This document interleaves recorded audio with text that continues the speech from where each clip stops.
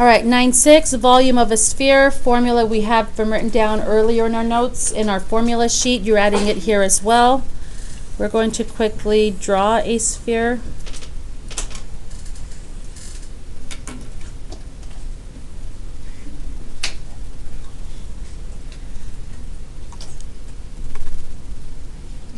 All right.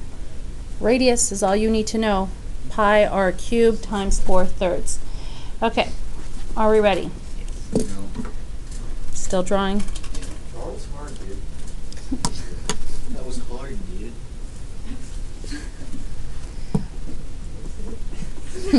He just repeated you.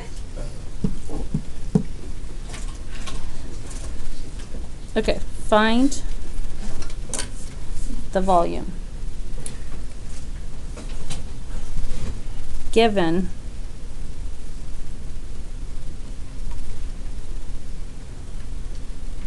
the diameter equals 24 meters.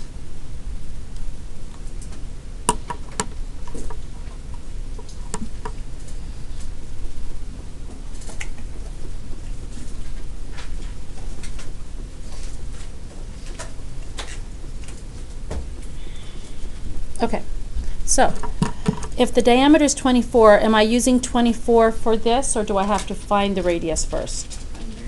And that's pretty easy. What's the radius? 12. All right, so volume equals 4/3, not 1/3, times pi, not par, blank cubed. What goes in the blank where r used to be? 12. Pi and r got blended. What is it? 12. All right, so you have a cube key in your calculator, or you can plug in the cube key on your calculator, or you can just do 12 times 12 times 12. 12 times 12 times 12. If you want to know how to plug that in as an exponent, I can tell you pi, what is 12 times 12 times 12? 1,728. All right. 1728? All right. Do not plug pi in your calculator. You're going to plug in 728 times, or 4/3 is how I usually sorry. 728 times 4/3. You have a fraction key on your calculator. So 1728 times 4 fraction 3. 1728 times 4 fraction 3. You're not using your division key. You're using your fraction key. 1728 times 4 fraction 3. And the fraction key is the n over d, right? Yes. Okay. All right, what does that come out to be? Volume equals 2,304. I like that you said pi. Meters. And then meters, it's cubed because it's volume. Now, some kids will say, why can't I just do times 4 divided by 3? Because not all of them are going to come out to be whole numbers. There will be some tonight that are fractions. So you don't want decimal answers, so you do whatever you got here for the cubed times 4 fraction 3. Everyone know how to use their fraction key, yes? Okay. Number 2.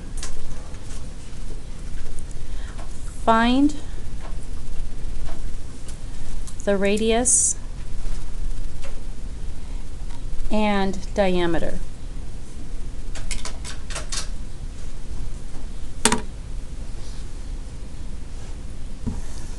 Given the volume of the sphere equals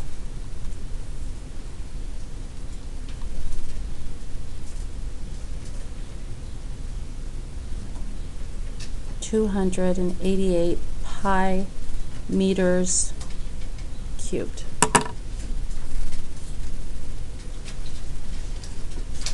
Find the radius and the diameter given the volume is 288 pi meters cubed.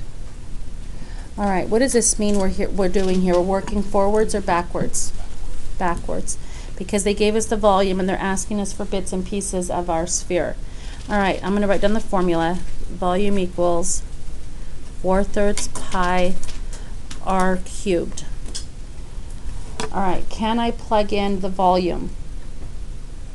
Yes, what is the volume? 288 equals pi r cubed. Now, I did mess up on this side. What should I have next to the 288? Pi. I just neglected to write it in. But what ends up happening with that pi? Do they cancel out on both sides? Thank you. My goodness gracious. Divide by pi. And then I'm going to put, as Christina suggested, put the 4/3 back in. All right, what happens to pi's on both sides? Cancel out. So I have 288 equals 4/3 r cubed. All right. Anyone know what to do?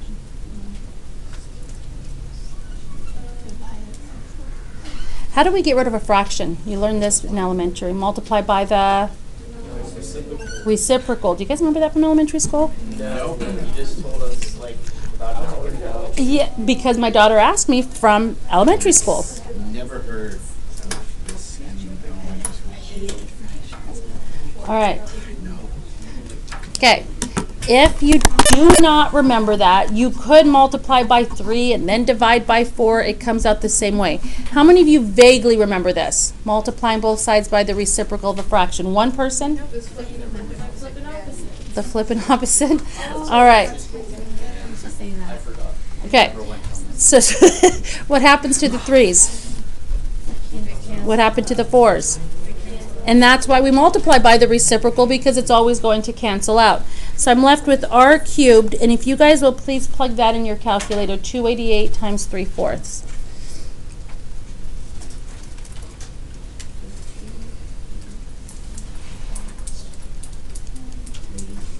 Mm-hmm.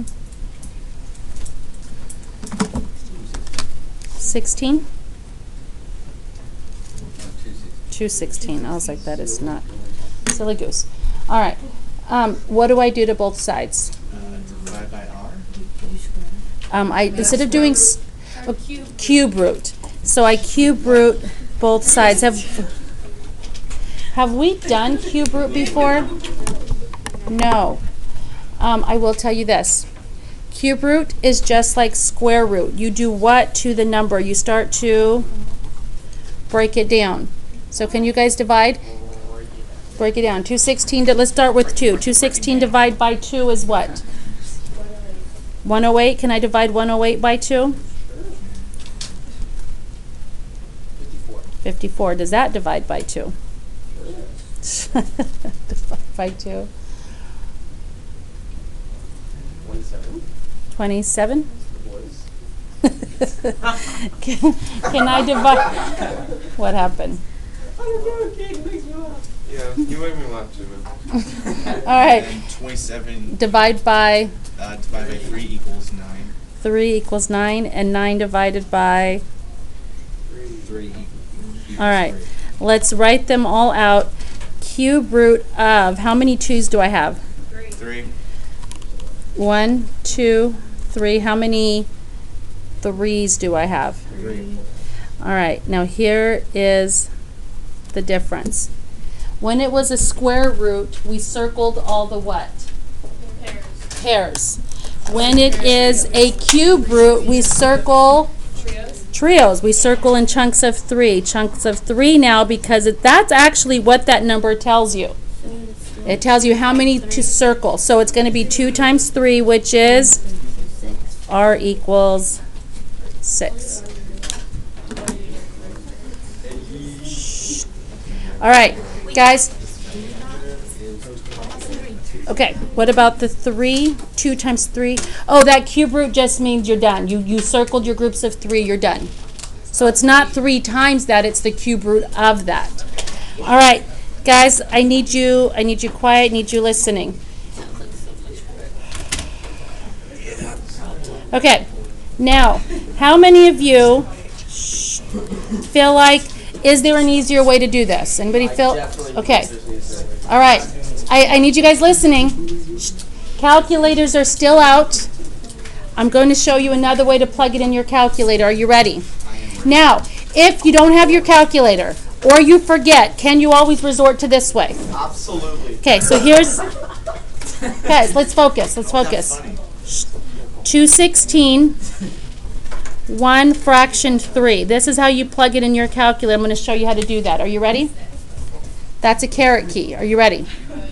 Okay, so clear your calculator. Too bad. 216. The caret key is right there above the x squared key. Do you see it? The carrot key? Caret key. Where's the rabbit? And you raise it to the 1/3. 1 fraction 3. Raising to the 1/3 is equivalent to the cube root, by the way. Raising a number to the 1/3 is equivalent to the cube root. Enter. Did you get 6? Yes. It should be in the same spot, around the same. All right. So, just a little trick to use if you want to on the homework. If not, you're doing this. We're not done. What's the diameter? 12. All right, questions?